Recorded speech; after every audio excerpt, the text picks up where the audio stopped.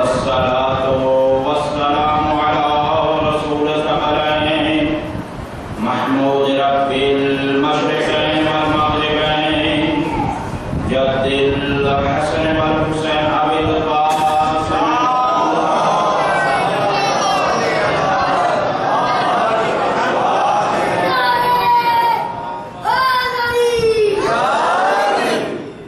وعترته الطيبين الطاهرين المعصومين لا سيما الإمام المبين والكافر الحسين وغياث المضطر المستقيم حجة الله على المخلوقين ووارث الأنبياء والمرسلين المنتظر المهدي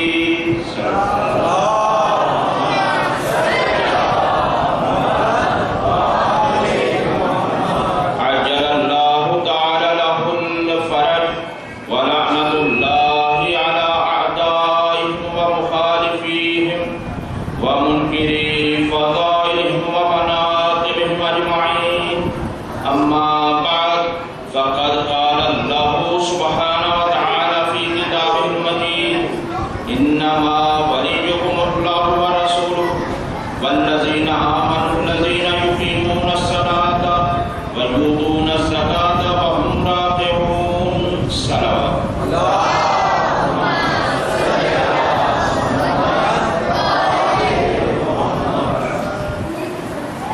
حاضرین اکرامی قدر اور بارب احترام عزاداران مظلوم کربلا موالیان حیدر کرار زندہ و سلامت رہیے مودت اہل کے ساتھ ولایت اہل کے ساتھ خداوند متعال آپ لوگوں کی اس مقدس ترین عبادت کو اپنی بارگاہ میں قبول فرمائے۔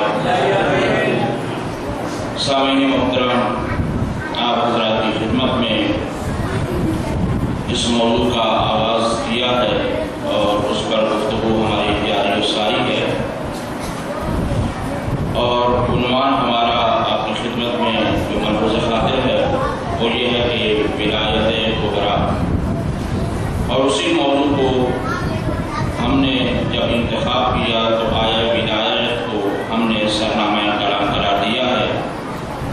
یہ سورہ مائدہ کی آیت نمبر 55 ہے، جس کے اندر ارشاد رب العزت یہ ہو رہا ہے انما ولیکم اللہ، یقیناً بے شک تمہارا اللہ ولی ہے، وَرَسُولُهُ، اور اس کے رسول بھی ولی ہیں، اور اس کے بعد فرمایا وَيُقِيمُونَ الصَّلَاةَ الَّذِينَ آمَنُوا الَّذِينَ يُقِيمُونَ الصَّلَاةَ، اور وہ ولی ہیں کہ جو ایمان لائے اور نماز کو قائم کیا اور زکوٰۃ کو ادا کیا اور در حالانکہ وہ حالت رکوع میں ہوتے ہیں۔ یہ اس کا ظاہری سا ترجمہ ہے اور اسی پر ہماری گفتگو ہے، اور آج مناسبت کی وجہ سے تھوڑا سا اختصار کے ساتھ مجھے خطاب کرنا ہے، لہذا پہلے سے آپ بھی اپنا ذہن یہ بنائیں کہ مختصر وقت میں مکمل مجلس میں پڑھنے کی کوشش کروں اور آپ مکمل سننے کی کوشش کریں۔ وقت بہت ہی مختصر ہے اور اسی کے اندر ہمیں کسی حد تک گفتگو کو پہنچانا ہے۔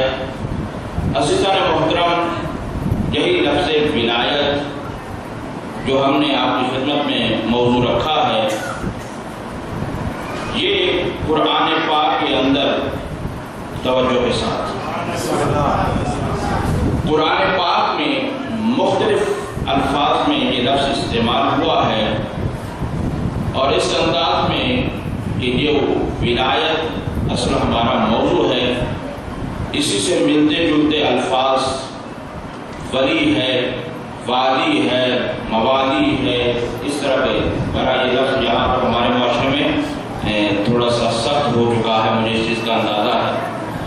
لفظ موالی ہم اس کو کہتے ہیں، اور عربی میں اور قرآن و حدیث کی زبان میں جسے کہا جاتا ہے وہ فرق کر جاتا ہے۔ تو بہرحال یہ ہے کہ یہ مختلف اپنے مشتقات کے ساتھ قرآن میں یہ لفظ استعمال ہوا ہے۔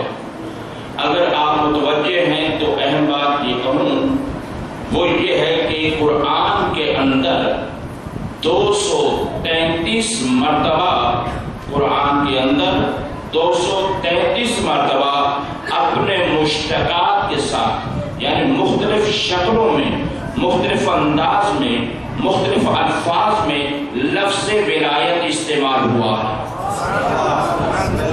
کتنی مرتبہ؟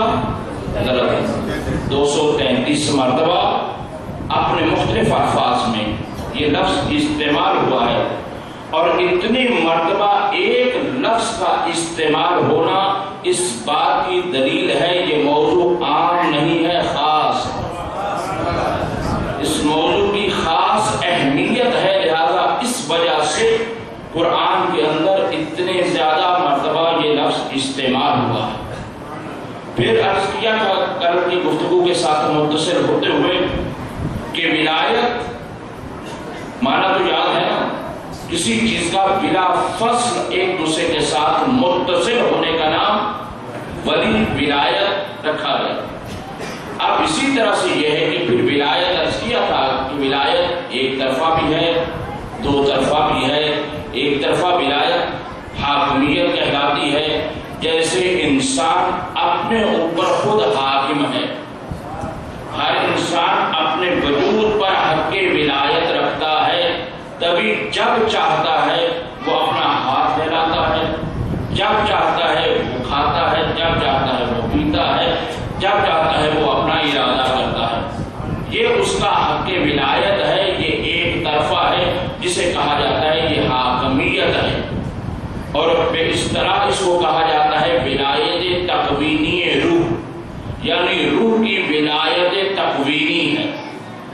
اور پھر دوسری ولایت یہ ہے کہ دو طرفہ ولایت ہوتی ہے جو اپنے مختلف انداز میں استعمال ہوتی ہے۔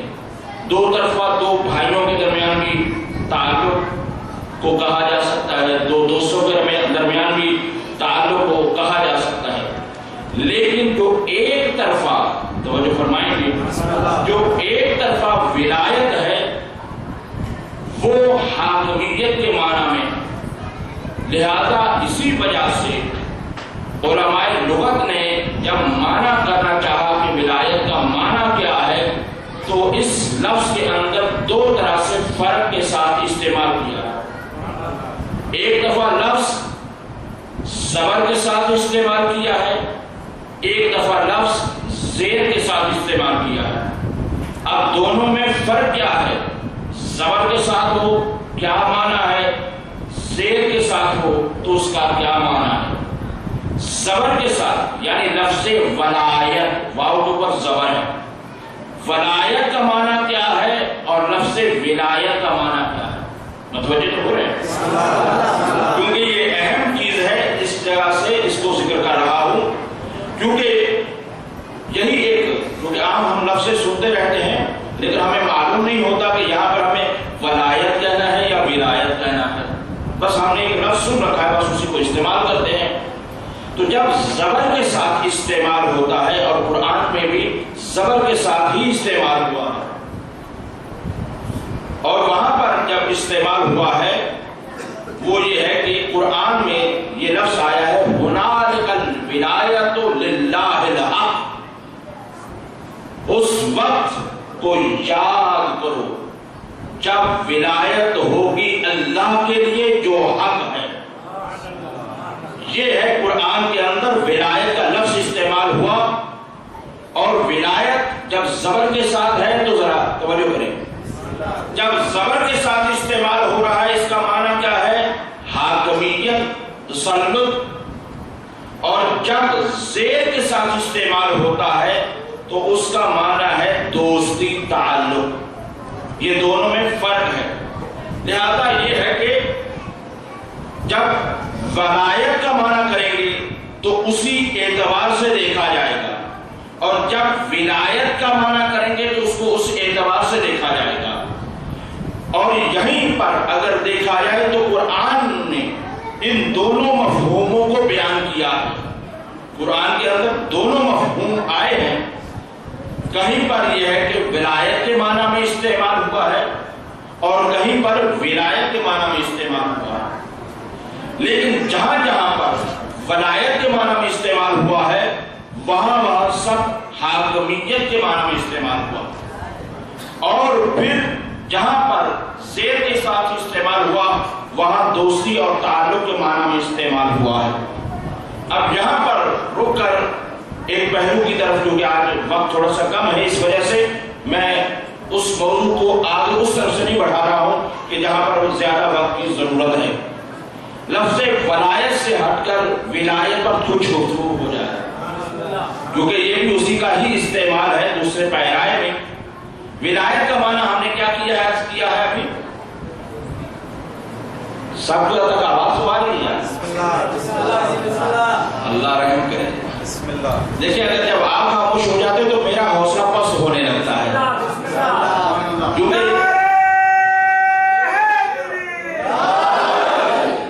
پھر میں یہ بتاؤں، پھر میرا دل چاہتا کہ میں وہی دو چار اخلاقی باتیں کر کے نا ممبر سے اتر جاؤں، کیوں اپنی زور اور طاقت آزمائی کروں.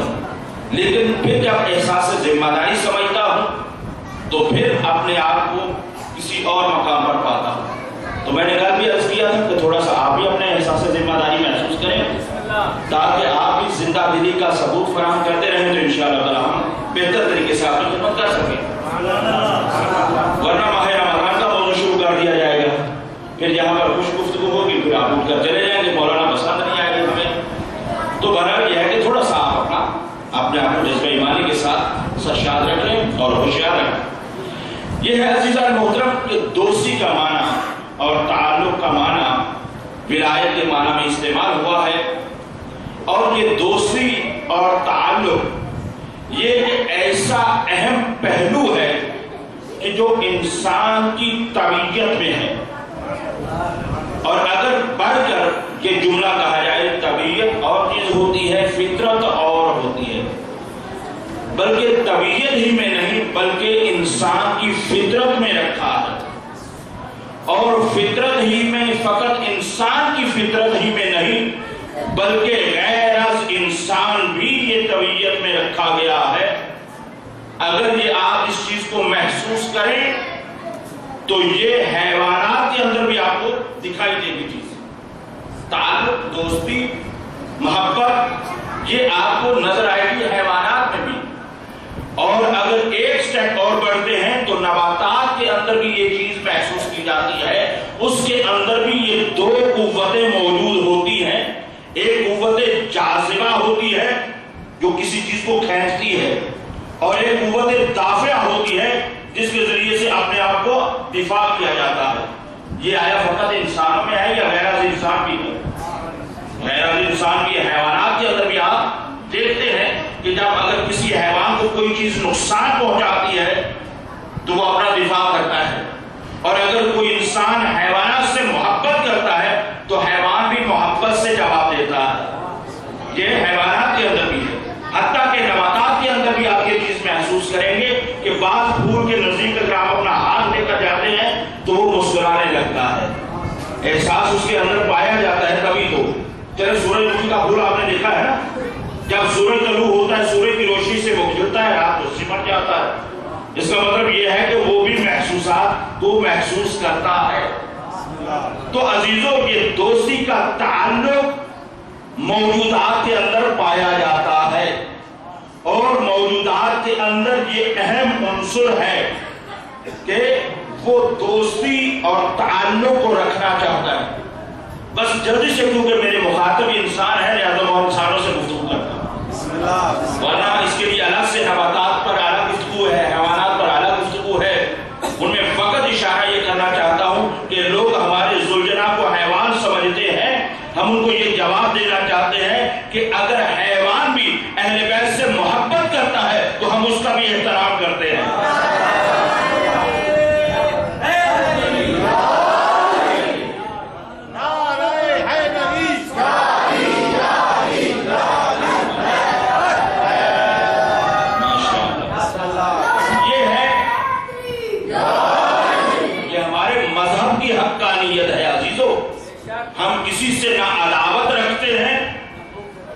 نہ بغض ہے، نہ دشمنی ہے، نہ کینہ ہے، نہ دوستی ہے. ہمارا معیار ایک ہی ہے اور وہ اہل بیت ہے، فقط اہل بیت. اور انشاءاللہ تعالی اسی طرح مجھے آگے بڑھنا ہے. اب یہ ہے کہ حیوانات کے اندر بھی یہ چیز پائی جاتی ہے، لیکن میں نے عرض کیا کہ میرے مخاطب کون ہیں؟ انسان ہیں، لہذا انسانوں سے گفتگو کرتے ہیں. وہ یہ ہے کہ کوئی بھی انسان محبت سے خالی نہیں ہے. اچھا یہ لفظ بھی اتنا بدنام ہوا ہے کہ اب ممبر سے کہتے ہی شرم آتی ہے، لیکن بدنام کرنے والوں کو ذرا شرم نہیں آتی کہ ہم اس مقدس لفظ کو کہاں پر ہم استعمال کرتے ہیں. تو بہرحال یہ ہے کہ یہ انسان کی طبیعت میں بھی ہے، فطرت میں بھی ہے، جبلت میں بھی یہ چیز پائی جاتی ہے. تو یہ جب فطرت میں ہے، جبلت میں ہے، طبیعت میں ہے، تو جب یہ ہونا ہی ہے تو پھر اس کا کوئی معیار تو ہوگا نا. جب ایک چیز ہے، دیکھیں مجھے اگر پیاس لگتی ہو تو سبقت اگر پیاس لگے لیکن پیاس کی بجھانے والی کوئی چیز نہ ہو، توجہ کر رہے ہیں، کیا یہ ممکن ہے؟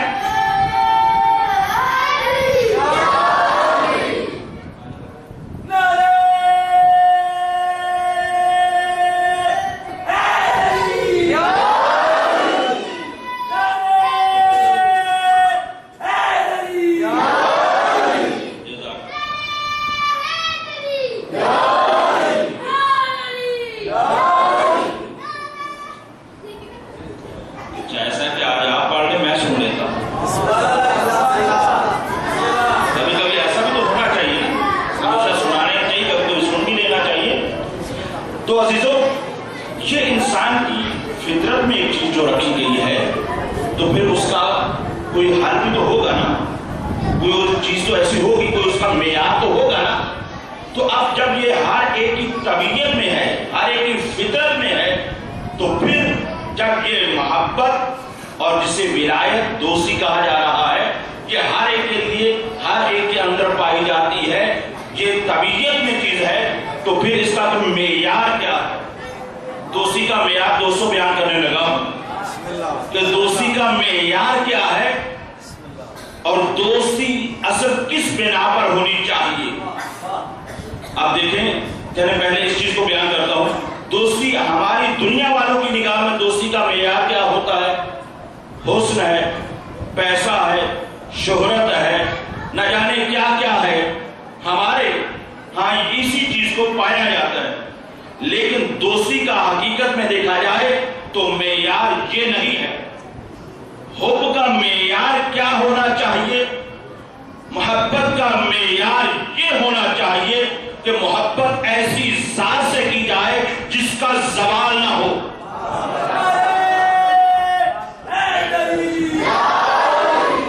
جس کو زوال نہ ہو اس سے محبت کرنی چاہیے، اس سے ولایت کرنی چاہیے. لیکن ہم دنیاوی اعتبار سے دیکھتے ہیں کہ جب کسی کے پاس دیکھا پیسہ تھا، دولت تھی، شہرت تھی، ہم نے چاہا کہ ان سے دوست کریں تاکہ ہمیں بھی لوگ سمجھے فلاں صاحب سے ان کا تعلق ہے. لیکن چند ہی دنوں کے بعد ہم نے دیکھا زمانہ بدلا.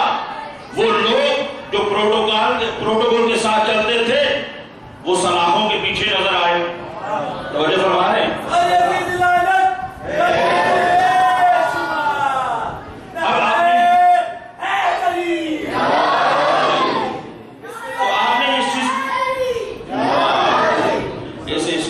ٹیچر بھی ہے یا صرف اسٹوڈنٹ ہے یا ٹیچر کو نہیں آیا؟ جی اچھا صلوات پڑھ دیں.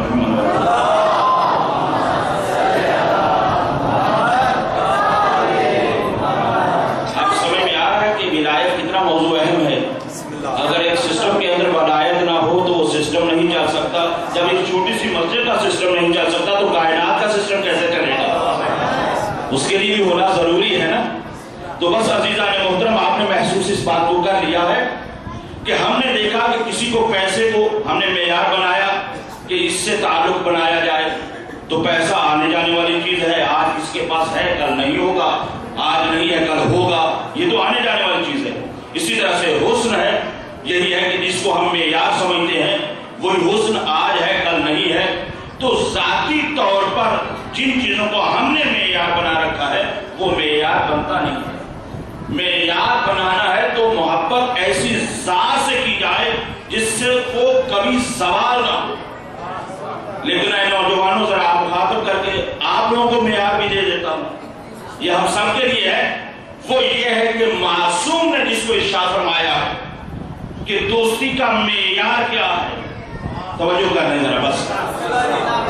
دوستی کا معیار جو اہل بیت علیہ السلام نے بیان فرمایا ہے وہ ایک ہی ہے, دسیوں نہیں ہے, نہ پیسہ نہ شہرت نہ دولت, کوئی چیز نہیں, فقط ایک معیار ہے. توجہ کیجیے گا, بہت اہم بات ہے. جس چیز کو معصوم بیان کرے وہ ہمارے عقیدے میں شامل ہوتی ہے. یہ بات تو مسلم ہے نا. معصوم یہ فرما رہے ہیں دوستی کا معیار اور وہ فقط ایک ہے, اور وہ یہ ہے کہ دوست ایسے کو بناؤ جس سے دیکھ کر تجھے خدا یاد آ جائے.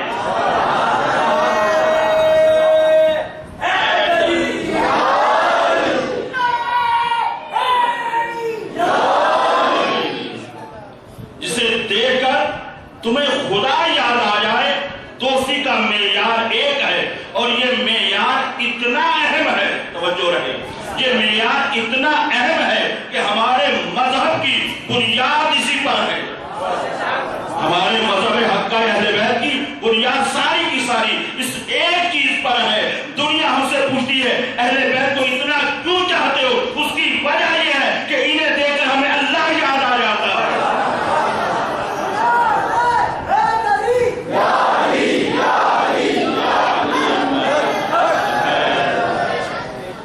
یہ معیار اہل بیت نے دیا ہے, اور اسی معیار پر ہمارے مذہب حق کی بنیاد ہے. اور پھر یہ ہے پوزیٹیو دوستی, تعلق. ایک نیگیٹو بھی آپ دیکھ لیجیے کہ دنیا کے اندر اس معیار کو سننے کے بعد نوجوانوں ذرا تھوڑا سا توجہ کیجیے گا. آج ذرا نوجوان زیادہ مخاطب ہے. وہ یہ ہے کہ آیا یہ معیار دیکھنے کے بعد آج جا کر اپنے موبائل کو چیک کیجیے گا کہ اس معیار پر ہمارے کتنے دوست اترتے ہیں. اس چیز کو محسوس کیجیے گا. یہ آج کا میسج بھی سمجھ لیجیے کہ آج جا کر دیکھیے گا ایک دفعہ اپنے موبائل کے اندر جو بھی جتنے بھی آپ کے پاس نمبر سیو ہیں, جو دوستی کے نمبر ہیں, ان میں سے کون اس معیار پر اترتا ہے. تو اس کے بعد کرنا کیا چاہیے؟ جو اس معیار پر اترتا ہے اس کو رکھ لینا چاہیے, جو نہیں اترتا ہے اسے کو ڈیلیٹ کر دینا چاہیے. لیکن یہ حوصلہ کہاں سے نہ ہو, اس کے لیے حوصلہ چاہیے, لیکن فیصلہ کرنا پڑتا ہے.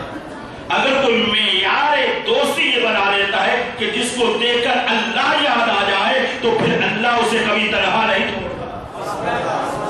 اللہ کبھی اسے تنہا نہیں چھوڑتا, چاہے دنیا اسے چھوڑ دیتی ہے, لیکن وہ اکیلا ہو کر بھی وہ اکیلا نظر نہیں آتا. اللہ اکبر. اکیلا ہو کر بھی وہ اکیلا نظر نہیں آتا, کیونکہ معیار اللہ کی ذات ہے. تو عزیزان محترم, یہاں پر آپ نے توجہ فرما دی ہے, تو آگے بڑھنا چاہتا ہوں. وہ یہ ہے کہ جب دوستی کا معیار اللہ کی ذات ہو گئی تو پھر دنیا کی کتنی دوستیاں ختم ہو جائیں گی. جو دنیا کی خاطر دوستیاں بنی ہیں وہ ختم ہو جائیں گی.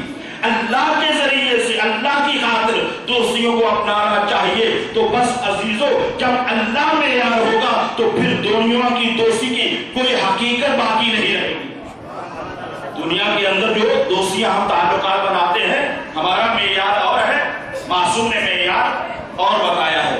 تو عزیزو اس کے بعد تعلق اور دوستی اسی اعتبار سے یہ ہے کہ جب یہ ایک اہم پہلو ہے, اہم عنصر ہے, تو اس کے اوپر ہماری توجہ بھی اتنی ہی زیادہ ہونی چاہیے. دوست بنانے سے پہلے ہمیں سوچنا چاہیے آیا یہ اس معیار پر اترتا بھی ہے یا نہیں ہے. تو قرآن نے ایسے موقع کو بھی محفوظ کر کے ہم تک اس بات کو پہنچایا ہے. فرماتا ہے اللہ قرآن میں ارشاد فرماتا ہے کہ قیامت کے دن ایسے لوگ ہوں گے جو کہہ رہے ہوں گے, توجہ کیجیے گا, کہہ رہے ہوں گے یا ویلتا, یا ویلتا لیتنی لم اتخذ فلانا خلیلا. کاش میں نے فلاں کو دوست نہ بنایا. اللہ اللہ, کس معیار تک پہنچنے کی ضرورت ہے. قرآن میں اللہ متوجہ کر رہا ہے ہم لوگوں کو کہ دیکھو قیامت کے دن لوگ اپنے ساتھ پہ پیٹنے والا، یا ویلتا، ویل مجھ پر ویل ہو، کاش میں نے فلاں آدمی کو، وہاں نام نہیں قرآن کے اندر، فلاں کوئی بھی ہو سکتا ہے. دیکھیں توجہ کریں، یہی تو فصاحت بلاغت ہے. قرآن ہے، چاہتا تو شیطان کا نام بھی لے کے چکتا تھا. ضروری نہیں کہ فقط شیطان ہی کو دوست بندہ بنائے تو شیطان بنتا ہے. شیطان صفت لوگوں کو بنا لے تب بھی شیطان بن جاتا ہے. لہذا یہ ہے کہ قرآن یہ کہہ رہا ہے، دوستی کے معیار کو بتا رہا ہے اور روک رہا ہے کہ ایسی دوستی سے پرہیز کرو کہ جس کی دوستی پر قیامت کے دن ندامت ہوا. کیا کہہ رہا ہے؟ یا ویلتا لیتنی لم اتخذ فلانا خلیلا، کاش میں فلاں کو اپنا دوست نہ بناتا. تو یہ ہے کہ یہ نیگیٹو دوستی ہے کہ جس کے بارے میں انسان بھاگے گا، اور پوزیٹو دوستی وہ ہے، مثبت دوستی وہ ہے کہ جس کو آتے ہوئے دیکھ کر، چاہنے والے کو دیکھ کر کہیں گے ہمارا چاہنے والا. ایک سے بھاگے گا دوسرے کی طرف بڑھے گا. تو دونوں طرح کے دوست قیامت کے دن ہو سکتے ہیں. تو بس اپنی دوستی کو اس معیار پر لے آؤ کہ ہم نہ کہیں کہ مولا ہم تمہارے چاہنے والے، بلکہ ہمیں دیکھ کر مولا کہیں ہمارا چاہنے والا.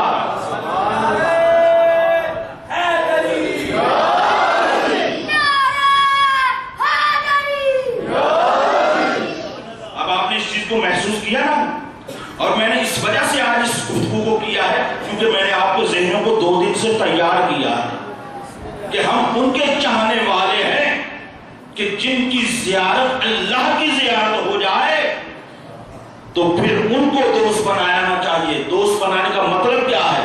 یعنی ہم دیکھتے چلیں علی علیہ السلام کا ایک لقب ہے میزان الاعمال، اعمال کا میزان، ترازو. تو کیسے دیکھا جائے گا ترازو؟ کیسے؟ یعنی اعمال میں کیسے ترازو ہیں؟ ترازو یوں ہے کہ ایک طرف علی علیہ السلام کے اعمال ہوں اور ایک طرف پبلک اور لوگوں کے اعمال ہوں. جتنا ان کے قریب ہوتا چلا جائے گا عمل کے اعتبار سے، اتنا علی کی ولایت میں آتا چلا جائے گا، اور جتنا عمل سے دور ہوتا جائے گا علی سے، اتنا ولایت سے دور ہوتا چلا جائے گا. تو بس آپ نے محسوس کیا نا، ہمارے معاشرے میں ایک بہت پرانا میسج ہے، اس کو دہرا رہا ہوں، آپ میں سے اکثر لوگوں نے پڑھا بھی ہوگا. تو کبھی کبھی یہ چھوٹے چھوٹے میسج بہت بڑی بات کر جاتے ہیں. تو اس وجہ سے یہ ہے کہ ہمارے ہاں ایک بات کہی جاتی ہے، جب جنت کی بات ہوتی ہے تو کیا کہتے ہیں؟ بھی جنت میں جاؤ گے؟ کہتے ہیں الحمدللہ، جہاں ہمارے مولا وہاں ہم. ایسا ہوتا ہی نہیں ہوتا، بڑے فخر سے کہتے ہیں جہاں ہمارے مولا وہاں ہم. اور جب عمل کی بات آتی ہے کہتے ہیں کہاں ہمارے مولا کہاں ہم. یعنی کتنا فرق ڈال دیتے ہیں. عمل کی بات آیا ہے تو مولا الگ اور ہم الگ ہو گئے، اور جب جنت کی بات آئی تو جہاں مولا وہاں ہم. تو ہم یہ جب ہم نے مولا بنایا، بس آخری جملہ کہتا ہوں اور گفتگو کو یہاں روکنے لگا، جب ہم نے مولا بنایا یعنی مولا اپنے لیے کسی کو اتخاذ کیا مولا کے طور پر، تو ہم نے بھی کوئی معیار رکھا تھا یا نہیں رکھا تھا؟ ہمارے اندر ایک معیار تھا، علم تھا، شجاعت تھی، تقوی تھا، عصمت تھی، بہت ساری چیزیں تھیں. تو ہمارے لیے کیا انہوں نے کوئی معیار نہیں رکھا ہوگا؟ کوئی ان کی نظر میں نہیں. اچھا یہ باتیں خوش کرتا کوئی لگ رہی تو کوئی اور تاکہ لوگ کہتے ہیں بات کہ ایسی باتیں نہیں سنتے ہیں بھائیو. بس یہ ہے کہ کہنے کے لیے کچھ حوصلہ ہونا چاہیے اور سننے کے لیے بھی. تو بہرحال یہ ہے کہ عزیزان محترم، جب عقیدے کی بات ہو تو تب بھی ہم وہاں پر کھڑے ہوں، جب عمل کی بات آئے تب بھی ہم یہاں پر کھڑے ہوں. اور دوستی اتنا اہم موضوع ہے، اہم ٹاپک ہے کہ اس پر باقاعدہ طور پر گفتگو کرنی چاہیے. لہذا اگر کسی چاہنے والے نے اس انداز سے اپنی محبت کو پیش کیا، غور کریں گے، اپنی محبت کا اس انداز میں اظہار کیا کہ 1400 سال گزر گئے ہیں لیکن آج بھی قوم اس دوستی کو یاد کیے ہوئے ہے. 1400 سال کے بعد بھی اس دوستی کو آج بھی یاد رکھے ہوئے ہے. وہ دوستی کون سی دوستی ہے؟ وہ دوستی وہ ہے کہ مسجد نبوی ہے اور اور وہاں پر پیغمبر اپنے اصحاب کے ساتھ گزر رہے ہیں، کسی کو دیکھا، اٹھایا، اپنے زانوں پر بٹھایا، پیار کر رہے ہیں، شفقت کر رہے ہیں۔ جب پیار کر رہے ہیں، محبت سے شفقت سے پیش آئے، کسی نے آگے بڑھ کر پوچھا، یا رسول اللہ، یہ جو آپ اس بچے سے پیار کر رہے ہیں، یہ محبت ہم نے تو حسن و حسین کے علاوہ کسی سے نہیں دیکھی۔ تو کہا کیا تم نہیں جانتے ہو یہ کون ہے؟ کہا ہم نہیں جانتے۔ کہا یہ مظاہر کا بیٹا حبیب ہے، یہ میرے حسین کا دوست ہے۔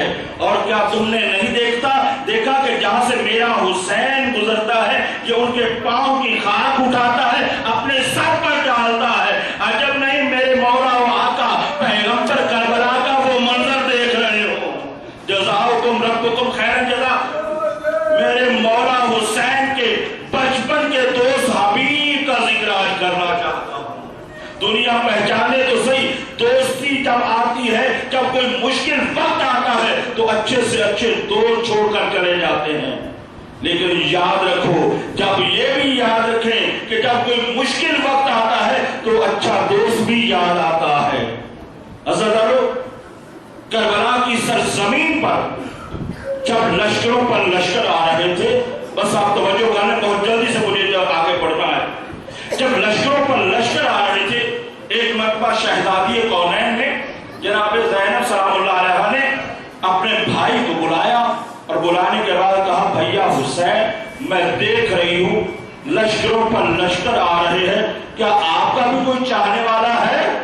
جب یہ کہا نا کہ آپ کا بھی کوئی چاہنے والا ہے، میرے مولا نے پلٹ کر کہا، ہاں میرا بچپن کا دوست حبیب ہے، میرے بچپن کا دوست حبیب ہے۔ کہا پھر آپ ہی ان کو خط لکھ کر بلا لیجیے۔ بس عزادارو سنو گے، اب یہ جملے میں نے ابھی کربلا میں پڑھے تھے تو یقیناً اس پر کوہرام تھا۔ وہ جملہ کیا تھا کہ میرے مولا حسین کربلا میں اپنے چاہنے والوں کو کیسے بلاتے ہیں۔ یہ موضوع باقاعدہ موضوع ہے کہ کربلا میں میرے مولا حسین اپنے چاہنے والوں کو کیسا بلاتے ہیں۔ اب دل سے دعا دیتا ہوں، آپ کی آنکھیں نم ہیں، مولا آپ کو جلد کربلا کی زیارت نصیب کرے۔ کربلا کسی عام جگہ کا نام نہیں ہے، جہاں پر فاطمہ الزہرا کی کمائی رکی، جہاں پر اکبر کو نیزہ لگا، قاسم یتیم پامال ہوا۔ جزاؤکم ربکم خیر الجزا۔ یہی حق ہے ان غریبوں کو پرسا دینے کا۔ عزادارو، ایک مرتبہ میرے مولا حسین نے اپنے چاہنے والے کے لیے خط لکھنا شروع کیا۔ عزادارو، آپ جب خط لکھتے ہیں نا، کبھی آپ نے ایسا خط نہ لکھا ہوگا، نہ پڑھا ہوگا۔ عزادارو، آپ لکھتے ہیں، بسم اللہ لکھتے ہیں، سلام لکھتے ہیں، لیکن عزادارو تاریخ میں لکھا ہے، میرے مولا حسین نے اوپر لکھا، انا للہ و انا الیہ راجعون، انا للہ و انا الیہ راجعون۔ اور اس کے بعد ارشاد فرمایا، لکھا، من الحسین الغریب، من الحسین الغریب، من الرجل الفقیر۔ اے میرا یہ خط حسین پردیسی کا ہے، مولا آپ کا پرسہ قبول فرمائے۔